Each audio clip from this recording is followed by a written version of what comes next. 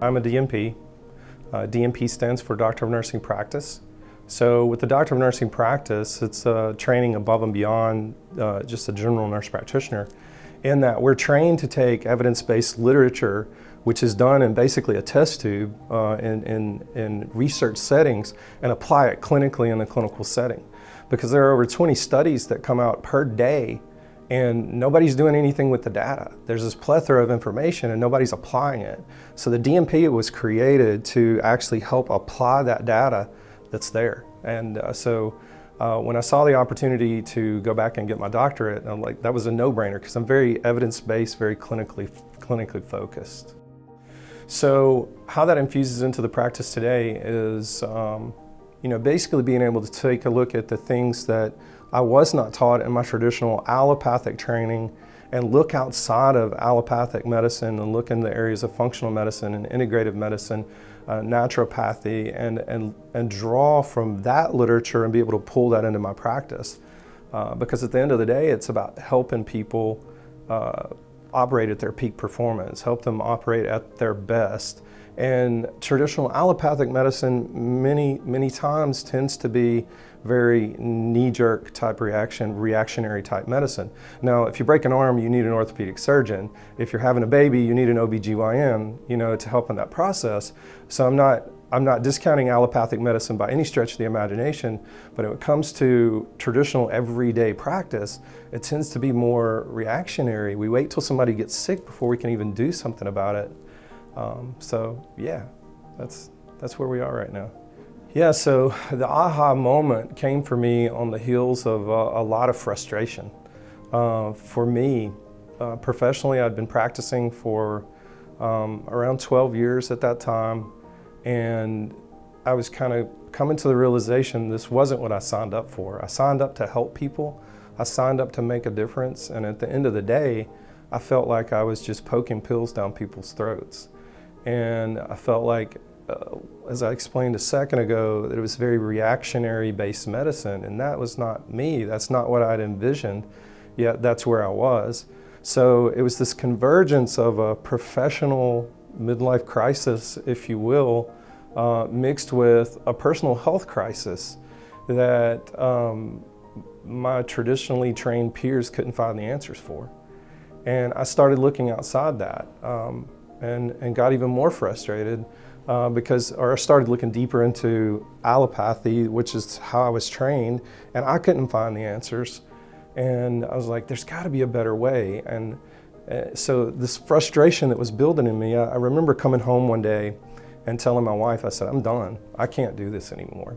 I'm going to find something else to do. I don't care if it's going into hospital administration or something, but direct patient care is just driving me crazy at this point. So I've got to get out. And my wife said, well, wait a minute, we've got a lot invested here emotionally, and we need to take a look at this and take a step back and get some perspective. So I happened to be scheduled to go to a continuing ed conference in Boston, Massachusetts, and it was a cardiovascular conference. Dr. Ernie Schaefer, world's foremost authority in lipids, who's literally written the textbooks on lipidology, was speaking. He was a keynote speaker. And I've spoken for pharmaceutical companies, so I know how that goes. You stay on script, you speak according to their agenda, and you don't get off script. And he gets up there and he starts talking about natural treatment alternatives for cholesterol. And I was like, holy cow, this guy's going off script. So I went up and introduced myself to him after his speech, and commended him for doing that, and asked him, how he could get away with that. And he said, I'm 78 years old. I've written the textbook. What are they going to do to me? And he said, you seem really interested in this. He said, I have a friend that teaches, has a functional medicine educational program for docs and nurse practitioners and PAs. He said, I'll connect you with him. So he did, and I went to the next level 1 training that they were putting on for functional medicine, which happened to be the next week. Canceled all my patients, went to that training, and came back and closed my office down within 30 days because I knew that's exactly what I wanted to do. And that was my aha moment. It came on that convergence of professional crisis, personal crisis, And through that training, it took me about 9 months to close my practice down, because you have to get patients in with other providers, or it's considered abandonment. So I transitioned all my patients out over a 9-month period, closed my office down for 15 months, and continued going through level 2, level 3, level 4 training, and got certified, and started in that process beginning to fix the things that were broken in me, and finding the answers that my training had not taught me, nor had it taught any of my traditionally trained peers. And so at that point I realized, I'm going to be able to help a lot of people, and be able to feel really good about the mark I leave on my life and on my career. Establishment medicine demands that you toe the line with the message that's out there. And I think part of the grit and grime of medicine that people don't realize is that our medical education is tainted by big pharma and by insurance companies. I mean, for example, when I'm doing a workup on a new client and I'm looking at, are they in that 10 to 15 year window before they develop type 2 diabetes? Because we know it's a 10, 15, 20 year process. The lab work that I have to order in order to be able to see that, if I bill insurance, I have to say that they're type 2 diabetic in order to get the insurance to pay for it. That then flags them out on their insurance, with their insurance company, as a pre-existing condition, that they've got type 2 diabetes. Why don't you have them on a statin medication? And the list goes on and on and on. But the flip side of that ethically is that I've just lied to an insurance company because this person doesn't have type 2 diabetes. I'm just trying to determine if they're in that window prior to developing type 2 diabetes where we can make such an impact. So that's just one example. Another example is, thyroid management. When I won't name the company name, when they brought this synthetic T4 to the market in 1978, I'll be nice about it. Within 4 years, medical textbooks changed. No longer did we look at the patient and symptoms. We now look at one number on a piece of paper, a laboratory report, to drive all of our treatment when it comes to thyroid. And nothing could be further from the truth, because there's so many clients that have subclinical hypothyroidism, meaning their numbers are on the low end of normal. They have all the symptoms of low thyroid, and they're not being treated. And the travesty of that is that most of those patients have high cholesterol. And that's what Dr. Ernie Schaefer said from stage. He said, if you want to treat your cholesterol patients, treat subclinical hypothyroidism. Had never heard that term in my life. And when I got to studying it, it's like, it's in the literature, it's there, it's studied, everybody knows about it, but nobody wants to talk about it because big pharma tends to have a louder voice. If we look at social media today, the person with the loudest voice wins. They don't have to be the best, but they're the ones that win, and that's what big pharma's really good at. They're really good at being the loudest voice in the room.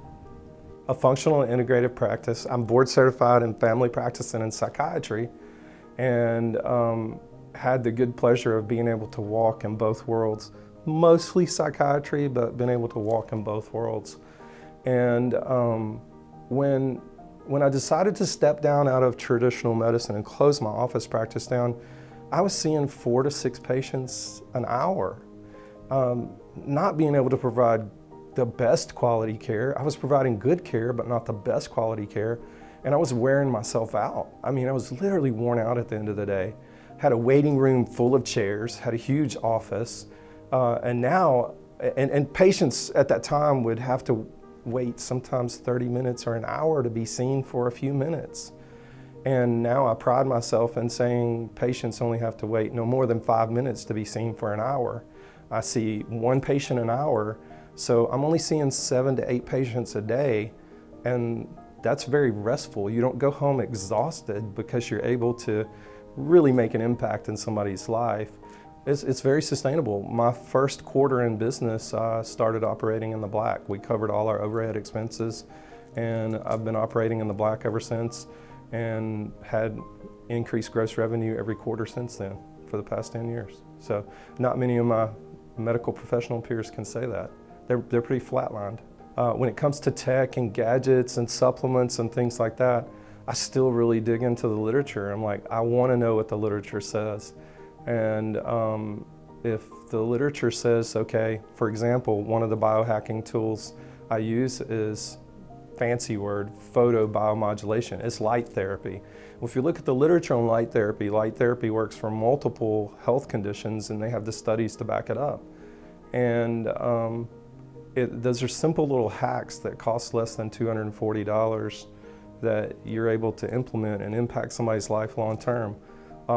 Wearing a biometric measuring device that measures your sleep and your activity, it's huge because it gives us a different data point to be able to measure that person. As far as what the secret sauce is, I don't know. You know, I think in the functional medicine area and the integrative medicine area, I think I'm a really strong generalist. We treat a lot of thyroid conditions. We treat a lot of polycystic ovary syndrome conditions. We treat some infertility. We treat autoimmune conditions. We treat perimenopause and menopause and andropause, which is male menopause, chronic fatigue, fibromyalgia. And those are things that I never set out to treat, but those are things that come into my wheelhouse on a day-to-day basis. But if you understand, I think to answer your question, the secret sauce would be to be able to understand root causes. If you understand root causes, you're not really treating a disorder so much as you're treating an underlying group of symptoms and understanding why those symptoms are there. And if you can understand why those symptoms are there, then you can lay a foundation. I call it filling in potholes. We're looking ahead, we're looking down the road, and we're seeing, okay, for the next 7 miles, there are 6 potholes, and we need to fill those in before we get there on our journey. And that's what I think the secret sauce is that I do on a day in, day out basis. Help people fill in potholes. I'm just a road worker. When I first started practicing, the bulk of my practice being in psychiatry, and the bulk of that being pediatric psychiatry, I was always looking for alternative therapies anyway. It took me a long time to find the supplements that I could trust. And when I was introduced to NutraMetrix, I actually ran from them. The person that introduced me to it, I met at a conference, and I'm like, I don't want to have anything to do with that. I'm satisfied with where I am. And they said, well, just take a look at the delivery system. And it was the isotonic delivery system. And I was like, holy cow, this is a game changer. So for me, it was a no-brainer. I used my first isotonic product. I carried the same product probably for about 4 months before I even ventured off into another product. And I thought, well, if this one is getting that kind of results, the others have to as well. And the rest is history, as they would say. I started using other products, and now it's the bulk of my supplement offering in my practice. We have some things that aren't available through NutraMetrix that we carry in the office, but I think that's most every practice. But 80% of everything we do, it comes from NutraMetrix.